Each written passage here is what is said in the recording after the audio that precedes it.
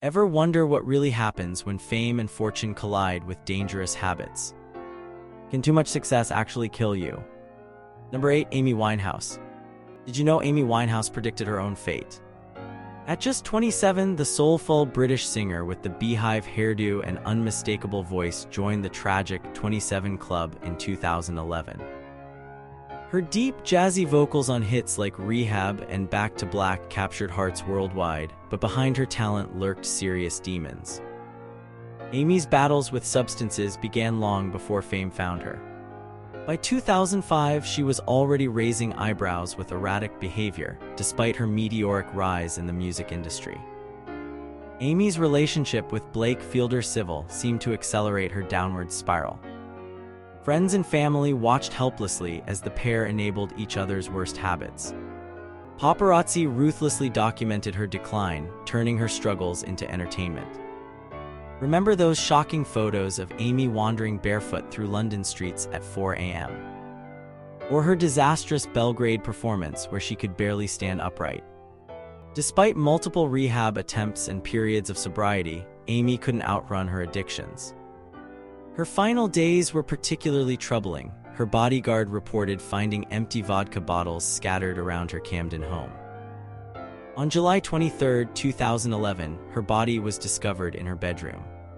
The coroner's report revealed alcohol poisoning with blood alcohol levels 5 times the legal driving limit.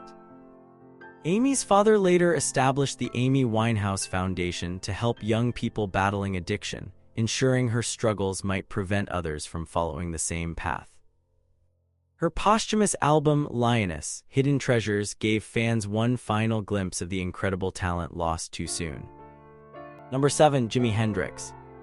How did the world's greatest guitarist leave us after just 4 years in the spotlight? Jimi Hendrix revolutionized music with his innovative guitar techniques and psychedelic sound, yet his career lasted just 1,400 days. Born in Seattle in 1942, Hendrix transformed from backup guitarist to global sensation almost overnight when he moved to London in 1966. His performance at Monterey Pop Festival, where he famously set his guitar aflame, cemented his legendary status. Hendrix's lifestyle matched his explosive stage presence. Road managers described his appetite for substances as virtually limitless. He rarely slept, pushing his body to extremes while touring relentlessly. Those close to him noted dangerous patterns forming as fame intensified. Mixing powerful sedatives with alcohol became routine. Despite these warning signs, few intervened effectively. On September 18, 1970, after a night of partying in London, Hendrix's girlfriend Monica Danneman found him unresponsive in her apartment.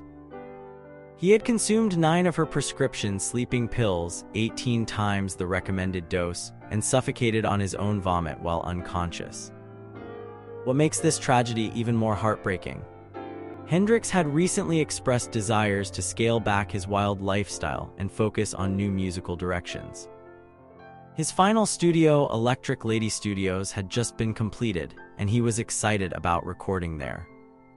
The world lost him at just 27, never knowing what musical innovations might have come next. Number 6. Keith Moon. Can a drummer actually be too wild for rock and roll? Keith Moon of The Who defined rock star excess while revolutionizing drumming. His frenetic, unpredictable style perfectly matched his personality, a hurricane of energy both on and off stage. Moon's hotel-destroying antics became legendary. Televisions thrown from windows, furniture dumped in swimming pools, and even a car allegedly driven into a pool, though this particular story has been debated. Behind the pranks and destruction lay serious substance issues that began early in Moon's career. By the mid-1970s, his daily intake would have hospitalized most people. Band members described watching him consume unfathomable amounts of alcohol and pills just to function. His erratic behavior made recording sessions nearly impossible. The band often had to record around his brief moments of lucidity. Moon's health deteriorated visibly in his final years. Once energetic performances became labored, and his cherubic face grew bloated. In a cruel twist of fate, Moon died at 32 from an overdose of Hemendrin, a medication prescribed to combat alcohol withdrawal. The irony. He took 32 pills of a drug meant to save him from addiction. Even more tragic, he consumed these pills the same day he attended a Paul McCartney party celebrating the release of the Buddy Holly Story film. Hours after telling friends he was finally getting clean, Moon returned to his London flat, took the fatal dose, and never woke up. The date, September 7, 1978, marked exactly 16 years since he'd joined The Who. Number 5. Janis Joplin. How did a small-town Texas girl become the queen of psychedelic rock, only to leave it all behind at 27? Janis Joplin's raw, emotional performances made her the most significant female rock star of her era. Her raspy, powerful vocals on classics like Piece of My Heart and Me and Bobby McGee conveyed pain so authentic it seemed to emerge from her very soul. Perhaps that's because Janis knew real suffering. Bullied mercilessly in her conservative hometown of Port Arthur, Texas, Joplin found refuge in blues music and the counterculture of San Francisco. Her rise with Big Brother and the Holding Company was meteoric after their 1967 Monterey Pop Festival performance. Yet fame didn't heal old wounds, if anything, it deepened them. Friends described Janis as searching desperately for acceptance, swinging between supreme confidence on stage and crushing insecurity off it. Heroin became Janis's dangerous companion, though she periodically achieved sobriety. During the recording of her final album Pearl, she seemed healthier and more focused than ever. She had recently become engaged and spoke of a future beyond the fast lane. Then came October 4, 1970, when Janis failed to show up for a recording session. Her producer sent someone to check on her at the Landmark Motor Hotel. They found her on the floor beside her bed. The coroner determined she had injected particularly pure heroin, causing an accidental overdose. Heartbreakingly, her death came just 16 days after Jimi Hendrix's, and her album Pearl was released posthumously, featuring the hauntingly prophetic a cappella track Mercedes-Benz. Number 4. John Bonham. What happens when the world's most powerful drummer can't control his own power? John Bonzo Bonham drove Led Zeppelin's thunderous sound with drumming so influential it's still studied by percussionists today. His bass drum technique alone revolutionized rock music. Unlike some on this list, Bonham wasn't known for wild destructiveness or drug use. His vice was simpler but equally destructive: alcohol. Bonham's drinking gradually worsened throughout Led Zeppelin's reign as rock's biggest band. By 1980, band members and crew had grown accustomed to his alcohol-fueled mood swings. The gentle family man from England's West Midlands could transform into an unpredictable, sometimes aggressive stranger after drinking. Despite these concerns, few realized just how dangerous his consumption had become. September 24, 1980 began as a typical day. Zeppelin was rehearsing for an upcoming American tour. After practice, Bonham continued drinking at Jimmy Page's Windsor home. Witnesses report he consumed approximately 40 shots of vodka within 12 hours. Friends helped him to bed when he became unable to stand. The next afternoon, bassist John Paul Jones and manager Benji Lefevre found Bonham unresponsive. He had asphyxiated on his vomit during sleep. The band immediately canceled their tour and 2 months later announced Led Zeppelin's dissolution, stating they couldn't continue without their friend. Bonham was just 32, leaving behind his wife Pat and 2 children. His son Jason would later follow in his footsteps as a respected drummer, occasionally performing Led Zeppelin classics in tribute to his father. Number 3. Jim Morrison. Can poetry and mysticism coexist with self-destruction?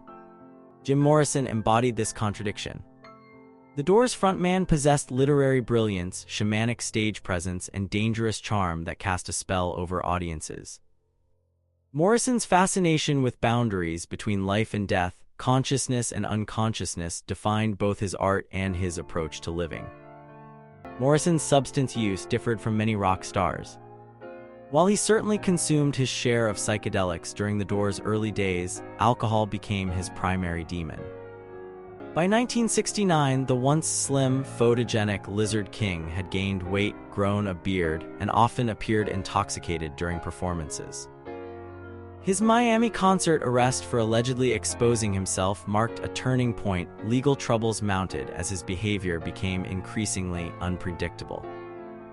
Seeking escape from fame's pressures, Morrison relocated to Paris with longtime companion Pamela Courson in March 1971. Friends who visited described a temporarily rejuvenated Morrison, writing poetry and exploring the city's artistic heritage. Then came July 3, 1971. After a night of drinking, Morrison returned to his apartment on Rue Beautreillis complaining of chest pains. He took a hot bath where Courson later found him unresponsive. No autopsy was performed. French law didn't require one, leaving his exact cause of death uncertain. Heart failure is the official explanation, though persistent rumors of a heroin overdose have never been conclusively disproven. Morrison, aged 27, was buried in Paris's Père Lachaise cemetery, where fans still leave offerings at his grave. Eerily, Morrison had predicted he would join the 27 Club alongside heroes like Jimi Hendrix and Janis Joplin. Number 2. Elvis Presley. How does the king of rock and roll transform from sex symbol to tragic figure? Elvis Presley's decline represents perhaps music's most dramatic fall from grace. The hip-swiveling, culturally revolutionary performer of the 1950s gradually morphed into an isolated, medication-dependent shadow of himself. Elvis's early career burned with an intensity never before seen. Teenage girls screamed until they fainted. Television producers filmed him only from the waist up, and a generation of parents feared his influence. Unlike his contemporaries, Elvis didn't succumb to illegal substances. His demise came through prescription medications, pills legally prescribed by doctors who should have known better. What began as treatment for insomnia during his army service evolved into dependency on a cocktail of medications, uppers to start his day, downers to sleep, and others to manage everything in between. By 1977, Elvis rarely left his Graceland mansion. His weight had ballooned, his performances had become parodies of his former greatness, and those closest to him feared the worst. On August 16, 1977, Elvis's girlfriend Ginger Alden found him unconscious on his bathroom floor. Despite rushed efforts to revive him, Elvis was pronounced dead at Baptist Memorial Hospital. The official cause: heart failure. Later toxicology reports revealed a dangerous mix of prescription drugs in his system. He was just 42. Perhaps most tragic, Elvis never performed outside North America despite global fame, as his manager Colonel Tom Parker, an illegal immigrant, feared being unable to return to the US if they toured internationally. The king died having never experienced the worldwide adoration that awaited him beyond American shores. Number 1. Kurt Cobain. Can someone simultaneously despise and embody fame? Kurt Cobain's brief, brilliant career suggests so. The reluctant voice of Generation X brought alternative rock into the mainstream with Nirvana's breakthrough album, Nevermind, in 1991. Within months, the uncomfortable, introverted guitarist from Aberdeen, Washington found himself labeled spokesperson for disaffected youth worldwide, a role he actively rejected. Cobain's struggles predated his celebrity. Childhood abandonment issues, chronic stomach pain, and depression plagued him long before fame arrived. Heroin initially seemed to offer relief from both his physical pain and the mounting pressures of stardom. Friends noticed disturbing patterns as his dependency deepened, particularly after his marriage to Courtney Love and the birth of their daughter Frances Bean in 1992. Multiple intervention attempts failed. A March 1994 overdose in Rome was likely a suicide attempt, though publicly described as accidental. Upon returning to Seattle, Cobain's inner circle arranged an intervention that briefly sent him to a Los Angeles rehabilitation facility. He left after just days, returning to Seattle where he secluded himself. On April 8, 1994, an electrician discovered Cobain's body at his Lake Washington home. He had died from a self-inflicted gunshot wound after writing a lengthy suicide note addressed to his childhood imaginary friend Bada. A high concentration of heroin was found in his system. Cobain was 27, joining the tragic club that had claimed so many before him. His final studio album with Nirvana, In Utero, had eerily predicted his fate with lyrics exploring themes of bodily decay and mortality.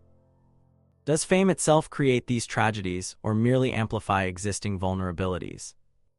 When does the music industry bear responsibility for the artists lost to excess? Will we ever stop being fascinated by those who burn twice as bright for half as long?